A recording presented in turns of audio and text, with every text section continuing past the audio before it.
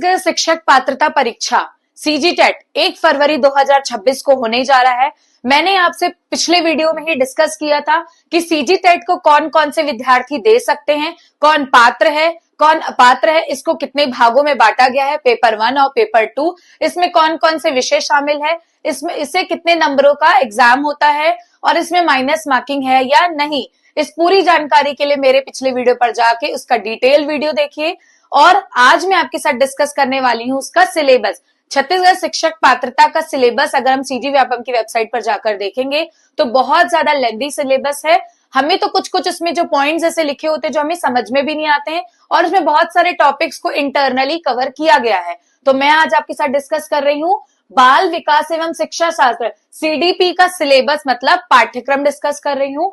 इसमें जो जो इंपॉर्टेंट टॉपिक्स है जो मैंने प्रीवियस ईयर के क्वेश्चन पेपर को देखकर एनालाइज करके इसमें कुछ पॉइंट्स है जिसको मैंने अलग किया है, जिसको आपको पढ़ना है। उसमें आप अगर पढ़ते हैं तो उसमें से आपको 30 में से 30 नंबर मिल जाते हैं। तो मेरे साथ जुड़े रहिए, मेरे चैनल को सब्सक्राइब करिए, लाइक करिए और ज्यादा से ज्यादा शेयर करिए। चलिए हम टॉपिक्स की शुरुआत करते हैं।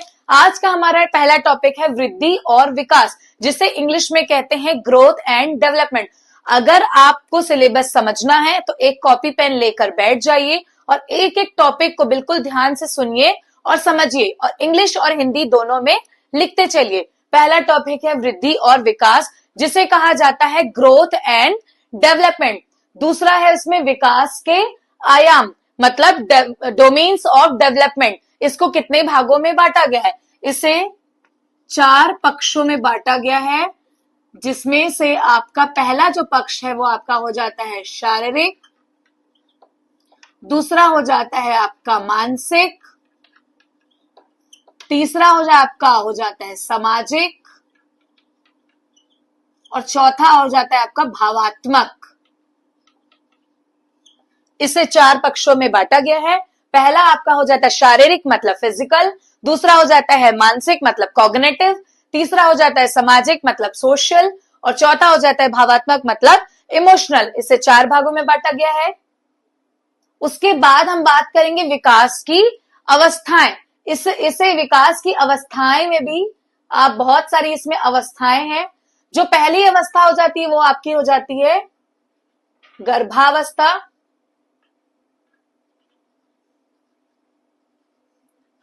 जिसे प्रसव पूर्व काल भी कहते हैं। ठीक है, उसके बाद जो दूसरा आता है वो आपका आता है शैशवावस्था, उसके बाद तीसरा आता है आपका बाल्यावस्था। बाल्यावस्था को भी 2 भागों में बांटा गया है, अर्ली और लेटर चाइल्डहुड। ठीक है, उसके बाद आपकी आ जाती है किशोरावस्था।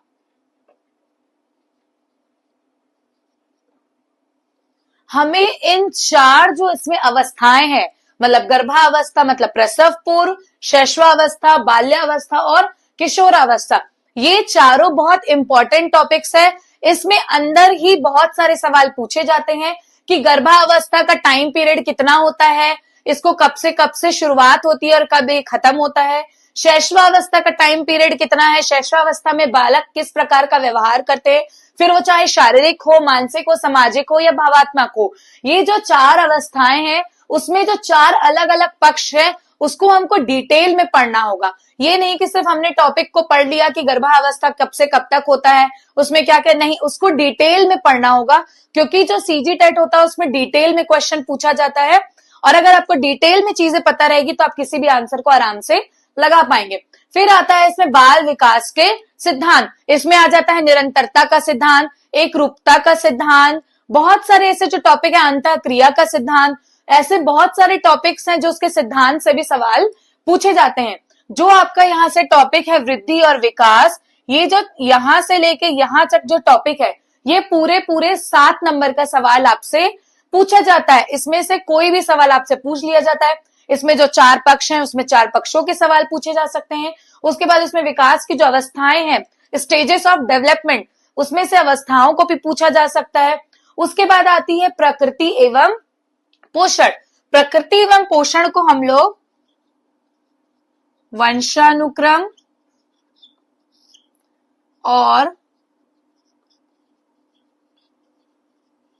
पर्यावरण के नाम से भी जानते हैं। इसको दो टर्म में यूज किया जाता है, प्रकृति एवं पोषण। आप अपने टॉपिक में देखेंगे, जब अपनी सिलेबस में देखेंगे तो आपका प्रकृति एवं पोषण लिखा हुआ है, वही आपका है वंशानुक्रम एवं पर्यावरण, जिसे इंग्लिश में कहते हैं हेरिडिटी एंड एनवायरमेंट। इससे एक सवाल पक्का पूछा जाता है, 1 नंबर का तो ये सवाल जरूर से जरूर इसमें आता है। उसके बाद नेक्स्ट टॉपिक है 6 नंबर है समाजीकरण, जिसे हम कहते हैं सोशलाइजेशन। जब एक छोटा बच्चा रहता है वो किस प्रकार अपने परिवार में, जब वो जन्म लेता है, परिवार में जन्म लेने के बाद वो परिवार के द्वारा क्या सीखता है, और जब वो बाहर निकलता है घर से तो उसको उससे क्या सीखता है। समाजीकरण को भी अलग से 2 हिस्सों में बांटा गया है। प्राइमरी सोशलाइजेशन में बांटा गया है कि घर पे रहकर वो कहाँ क्या क्या सीखता है, बाहर वो स्कूल में आस पड़ोस में जाकर वो क्या सीखता है। उसके बाद आता है अधिगम, जिसे कहते हैं हम लर्निंग। अधिगम को कहा जाता है सीखना, जिसे हम इंग्लिश में कहते हैं लर्निंग। हम जन्म से लेके, जब हमारा जन्म होता है, हम तब से लेकर जब तक हमारी मृत्यु नहीं हो जाती है, हम कुछ ना कुछ अलग अलग तरीकों से सीखते रहते हैं। फिर वो चाहे हम अपने परिवार से सीखें, चाहे हम बाहर आस पड़ोस से सीखें, कहीं हम काम कर रहे हैं वहां पर सीखें, बहुत कुछ हमें पूरे लाइफ लॉन्ग सीखने को मिलता है, वही है आपका अधिगम। उसके बाद आता है अधिगम अक्षमताएं और विभिन्नताएं। अगर हमारा जन्म हुआ है तो जन्म के साथ बहुत से ऐसे बच्चे होते हैं जिसमें बहुत सारी अक्षमताएं होती हैं और बहुत विभिन्नताएं होती हैं। हर बच्चा एक जैसा नहीं होता है। जब हम सीडीपी में पढ़ना स्टार्ट करेंगे तो हमें समझ में आएगा, अलग अलग बच्चे होते हैं। किसी को आंख से प्रॉब्लम हो जाती है, दूर का उसे दिखाई नहीं देता है, उसकी क्षमताएं हो जाती है। किसी को बोलने में प्रॉब्लम होती है, किसी को लिखने में प्रॉब्लम होती है। ऐसी बहुत सारी लर्निंग डिसेबिलिटीज होती हैं, इसे कहा जाता है लर्निंग डिसेबिलिटीज। उसके बाद हमारा टॉपिक है लिंग, जिसे कहते हैं जेंडर, जिसमें जेंडर बायस, जिसमें जेंडर स्टीरियोटाइप कि कौन से बच्चों के साथ पक्षपात किया जाता है, फिर वो चाहे लड़की हो चाहे वो लड़का हो, किस किस स्थानों में पक्षपात किया जाता है, पहले कैसा होता था और अब का टाइम कैसा चल रहा है, वो हम इसमें डिस्कस करेंगे। फिर हमारा 10th टॉपिक है भाषा और चिंतन, जिसे कहते हैं लैंग्वेज एंड थिंकिंग। बहुत सारे जो हमारे साइकोलॉजिस्ट हैं, जो हमारे बहुत ज्यादा सिद्धांतवादी हैं, कुछ कहते हैं कि भाषा पहले आई है, कुछ कहते हैं चिंतन पहले आया है। तो इन्हीं सब टॉपिक को इसमें कवर किया गया है। फिर हम बात कर रहे हैं अधिगम के सिद्धांत, सबसे मोस्ट इंपॉर्टेंट टॉपिक जो अभी मैं आपसे डिस्कस कर रही थी, सिद्धांतवादी, जिन्होंने बच्चों को लेके बहुत सारे अलग अलग सिद्धांत को अपने टॉपिक्स में बताया गया है। सबसे इंपॉर्टेंट टॉपिक जिन प्याजे, अगर आपने डीएड या फिर बीएड किया होगा तो उसमें ये टॉपिक आपका आया होगा, जिन प्याजे। जिन प्याजे हमारे कॉग्निटिव डेवलपमेंट की बात करते हैं, जिसमें बच्चों के मानसिकता की बात की जाती है। इन्होंने कहा है छोटा बच्चा एक लिटिल साइंटिस्ट होता है, वो स्वयं करके सीखता है, और उनको भी 4 भागों में बांटा गया है। इन्होंने भी 4 स्टेजेस दी हैं, ठीक है। उसके बाद नेक्स्ट आता है आपका वाइगोत्स्की। वाइगोत्स्की ऊपर है आपका, थर्ड है आपका कोहलबर्ग। ये तीनों जो टॉपिक्स हैं, इसमें कम से कम 5 से 6 क्वेश्चंस पूछे ही जाते हैं। आपका वाइगोत्स्की है, वाइगोत्स्की ने बताया है कि बच्चे बाहर जाकर सोशलाइज होकर और अपनी सारी चीजों को डेवलप करते हैं। फिर आपका आता है कोहलबर्ग, जिन्होंने मॉरल डेवलपमेंट के बारे में बताया गया है कि मॉरल डेवलपमेंट में बच्चे अलग अलग अवस्थाओं में, अलग अलग एज में कैसे कैसे व्यवहार करते हैं। फिर आपका आता है अल्बर्ट बंडूरा, ये भी सोशलाइजेशन की बात की है उन्होंने कि बच्चे किसी चीज को देखकर कैसे सीखते हैं। कि एक छोटा सा बच्चा है, वो अगर किसी को देख रहा है, कोई बड़ा बच्चा या कोई बड़ा व्यक्ति एक छोटे से डॉल को मार रहा है, तो वो जो छोटा बच्चा है वो भी वही सीखेगा। अगर हम वो देख रहा है कि हम किसी से प्यार कर रहे हैं, तो जो छोटा बच्चा है वो भी यही देखेगा कि हम उससे प्यार करें।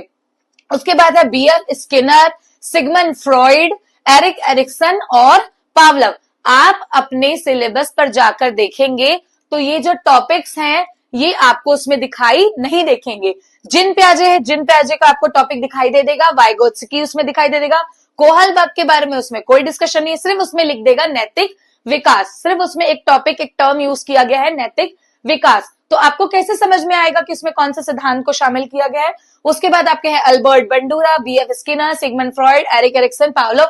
ऐसे बहुत से ऐसे फादर्स हैं जिन्होंने अपने अपनी अलग अलग सिद्धांत दिए हैं बच्चों पे एक्सपेरिमेंट कर कर। तो हम ये अपने टॉपिक्स को कवर करेंगे। जब मैं अपना स्टार्ट करूंगी क्लासेस तो उसमें एक एक टॉपिक को धीरे धीरे धीरे करके हम समझते जाएंगे। उसके बाद आता है समावेशी शिक्षा, जिसे इंग्लिश में कहते हैं इंक्लूसिव एजुकेशन, कि जो नॉर्मल बच्चे हैं और जो थोड़े से बच्चे हैं जो बाकी चीजों को नॉर्मल वे पे नहीं कर सकते, उन दोनों को एक साथ बैठाकर पढ़ाना, उसे ही हम कहते हैं समावेशी शिक्षा। फिर आती है विशेष आवश्यकता वाले बच्चे, जिसे विशेष शिक्षा की जरूरत है, जिसमें बच्चा कोई ब्लाइंड है या जिसको कुछ दिखाई नहीं दे रहा है बिल्कुल भी, उसमें आपके आ जाते हैं विशेष आवश्यकता वाले बच्चे, जिसमें ज्यादा एफर्ट लगाने की जरूरत है। ठीक है। फिर आता है बुद्धि एवं बहुआयामी बुद्धि का सिद्धांत, इंटेलिजेंस, कि बच्चों को अलग अलग आईक्यू में बांटा गया है, उसमें कौन कौन सी बुद्धि को शामिल किया गया है।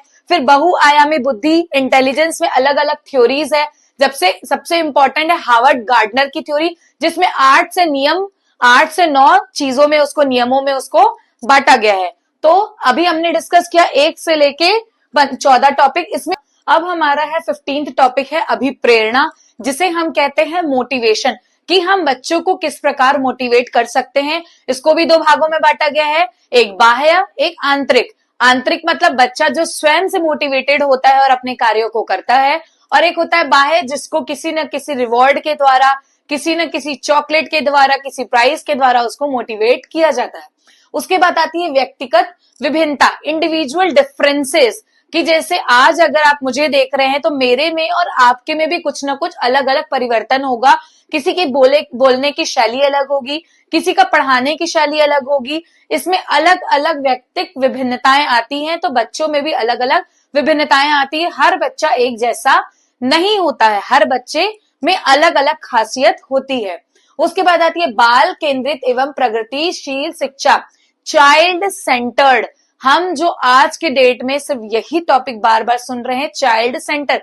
पहले के जो जमाने में, पहले जब हम पढ़ा करते थे तो हमें टीचर को सेंटर में रखा जाता था, जो टीचर कहती थी, जो बोलती थी, वही बच्चों को सुनना होता था। लेकिन नाउअडेज अब हम बाल केंद्रित मतलब चाइल्ड सेंटर्ड एजुकेशन में है, जिसमें बच्चों को केंद्र में रखा जाता है। उसके बाद उसका सिलेबस हो गया, टीचर हो गया, उसका पाठ्यक्रम हो गया, बुक्स हो गई, वो सब उसके आसपास होती है। जो बच्चे चाहते हैं, जो बच्चों को न मारना है हमें, न उन्हें किसी भी तरीके से प्रताड़ित करना है, पनिशमेंट देनी, सिर्फ उन्हें समझा के अलग अलग तरीकों से लेक्चर के माध्यम से नहीं, अलग अलग सहायक सामग्री के माध्यम से टीचर्स को एक्सप्लोर करना होता है, बच्चों को बाहरी वातावरण से क्लास में जोड़ना होता है।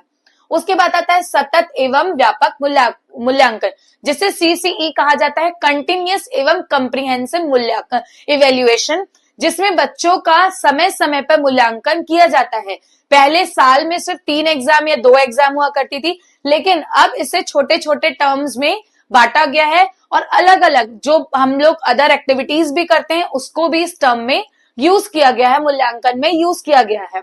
उसके बाद है शिक्षा अधिकार 2009, शिक्षा का अधिकार 2009, जिसे हम राइट टू एजुकेशन एक्ट भी कहते हैं, जिसमें जो बच्चे हैं, जो 6 से 14 साल के बच्चे हैं, उनको शामिल किया गया, उन्हें फ्री एजुकेशन दी जा रही है। NEP नेशनल एजुकेशन पॉलिसी 2020, उसके बाद है NCF नेशनल करिकुलम फ्रेमवर्क, राष्ट्रीय पाठ्य चर्चा की रूपरेखा 2005। ये समय समय पर अलग अलग एजुकेशन पॉलिसीज आती हैं, अलग अलग चीजों को देखकर, अलग अलग एक्सप्लोर करने के बाद, बच्चों को समझने के बाद ये अलग अलग पॉलिसीज को लाया जाता है समय समय पर। फिर है संज्ञान एवं संवेग, कॉग्निशन एंड इमोशंस का संबंध किस प्रकार हमारे मानसिकता से, अगर हमें कोई चीज की प्रॉब्लम आ जाती है, अगर हम दुखी होते हैं, तो हमारा जो दिमाग है वो काम करना थोड़ा स्लो कर देता है, हमारा कहीं भी मन नहीं लगता है। अगर किसी छोटे बच्चों को डांट देंगे, उसका कहीं मन नहीं लगेगा, वो एक तरफ बैठ जाएगा चुपचाप। तो यही जो चीजें, कॉग्निशन एंड इमोशंस का संबंध किस प्रकार है। उसके बाद है व्यक्तित्व मतलब पर्सनालिटी, अलग अलग प्रकार के बच्चों में अलग अलग पर्सनालिटीज रहती हैं। पहले इस टॉपिक पे ज्यादा क्वेश्चंस नहीं पूछे जाते थे, लेकिन अब इस क्वेश्चंस को बार बार पूछा जा रहा है। उसके बाद जो हमारा 24 नंबर है, शिक्षण की विधियां, पढ़ाने के लिए जो टीचर्स अलग अलग विधियां यूज करते हैं, जिसमें से 2 इंपॉर्टेंट है, आगमन और निगमन विधि, इंडक्टिव और डिडक्टिव मेथड, जिसको यूज किया जाता है टीचर क्लास में पढ़ाने के लिए। आप या तो फिर एग्जाम्पल से रूल में जाएंगे, बच्चों को एग्जाम्पल्स बहुत सारे देंगे, उसके बाद आप किसी थ्योरी में जाएंगे, या फिर आप पहले थ्योरी को समझा देंगे, उसके साथ साथ में आप एग्जाम्पल देते जाएंगे। इसमें बहुत सारी विधियां हैं। लेक्चर मेथड है कि बच्चों को सिर्फ लेक्चर के द्वारा पढ़ाया जा रहा है, बाहर इन्वायरमेंट के द्वारा कनेक्ट करके पढ़ाया जाता है। ऐसे अलग अलग विधियां हैं जो मैं आपको अगले टॉपिक्स में, जब मेरा टॉपिक स्टार्ट होगा तो मैं आपको बताती जाऊंगी। उसके बाद है शिक्षण अधिगम सामग्री, मतलब जो टीचर है, जो पहले लेक्चर मेथड चला करता था लेकिन अब लेक्चर मेथड नहीं चल रहा है, तो जो भी हम टॉपिक पढ़ा रहे हैं उसमें कौन कौन से सामग्रियों को यूज किया जाता है। जैसे विजुअल एड्स होते हैं, जैसे देखकर बच्चा किसी चीजों को सीखता है, स्क्रीन के माध्यम से, किसी वीडियो के माध्यम से, किसी ऑडियो के माध्यम से, किसी चीजों को छू कर, किसी चीजों को देखकर जो बच्चा सीख रहा है, उसमें ये सारी चीजें इसमें आती हैं। किसी बच्चों को फील्ड ट्रिप के द्वारा सिखाया जाता है। ऐसे बहुत से सवाल जो है जो सीडीपी में पूछे जाते हैं, और भी पेडागोजी के क्वेश्चंस पूछे जाते हैं, जिसमें आपको बच्चों को सेंटर में रखकर और उसको आपको सोचना पड़ेगा। थिंकिंग क्वेश्चन, लॉजिकल क्वेश्चंस भी पूछे जाते हैं कि उस समय पर आप डायरेक्ट कैसे आंसर कर पा रहे हैं। तो ये आज मैं आपके साथ डिस्कस कर लिया CDP, child development and pedagogy का टॉपिक। ये पूरे सिलेबस है जिसमें मैंने अभी आपको 25 टॉपिक्स बताए हैं। इसमें और भी इंटरनली जो टॉपिक्स हैं, जब लेक्चर स्टार्ट होगा मैं धीरे धीरे आपको बताते जाऊंगी। लेकिन जो ये 25 टॉपिक हैं, ये बहुत महत्वपूर्ण टॉपिक है जिससे आपको पढ़ना ही पढ़ना है। इसमें से आप एक भी क्वेश्चन छोड़ नहीं सकते। अगर आप इन टॉपिक्स को बहुत अच्छे से पढ़ लेते हैं तो 30 में से 30 नंबर आपके आराम से आ सकते हैं। इसे आपको लाने से कोई भी नहीं रोक सकता। को कोई डाउट आता है कि मैम इस टॉपिक में मुझे किसी चीजों को समझ में नहीं आया है, कोई सिलेबस में जो टॉपिक मैंने आपको बताया है जो समझ में नहीं आया है, वो आप मेरे से कमेंट में पूछ सकते हैं। Thank you.